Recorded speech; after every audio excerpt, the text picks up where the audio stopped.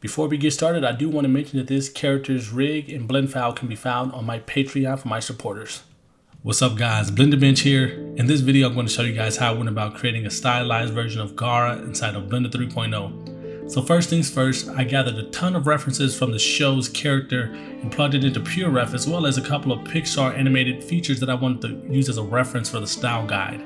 Inside of Blender, I used primitive shapes with a low amount of poly count to get the general block out of the head, and use spheres with proportional editing turned on to manipulate it. Then once I felt satisfied, I moved on to the hair, and I used curves and path to duplicate hair strings amongst the head and get the general block out of how the hair should be stylized for what I want it to look like. And then this is the most tedious part of the entire process, is getting those hair strings. And then I used the same method to create the body, and I just basically extruded faces to create blockouts of the shirt and pants and added subdivisions and sculpted on it to create the pants you see here with the wrinkles and folds. Blender is really powerful for creating this kind of detail without having to use an external plugin or external application like ZBrush. And with proportional editing turned on, I also used a couple of cylinders and just adjusted it to create some of the cloth that you see on his body, as well as the belts hanging across his shoulders. And then I added some subdivisions to start to sculpt that detail in there as well. Now for this sand jar, I created two spheres, just super basic, and then I just started to extrude and add bevels where I needed to. And then once it's done, I moved on to creating shoes by extruding some of the faces from his feet and just formed it together. And this is super simple and super basic.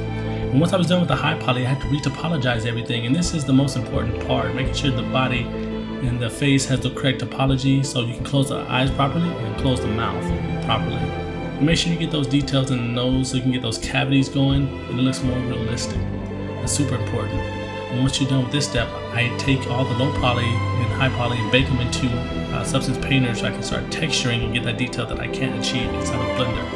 Then I import them back into Blender once I'm done, and I start to rig the character with the armature. And I give a tutorial on this in a previous video so you guys can watch how I do that step by step. And once I'm done with the character skinning and putting the bones in and it works properly, I start to attach the clothing to the character by parenting it with weight paint attributes. And then I have to test that out and make sure that the body forms correctly with clothing and there's no colliding. Super important, you don't want collision of the skin going through the clothing. Once everything's certified, I move forward to the next step, and that's creating these shape keys so the face can move properly and I can get those expressions that I want. And then after that, it's magic, it's done. So if you guys like this video, give the video a thumbs up, comment that you liked it, share, and I'll catch you in the next one.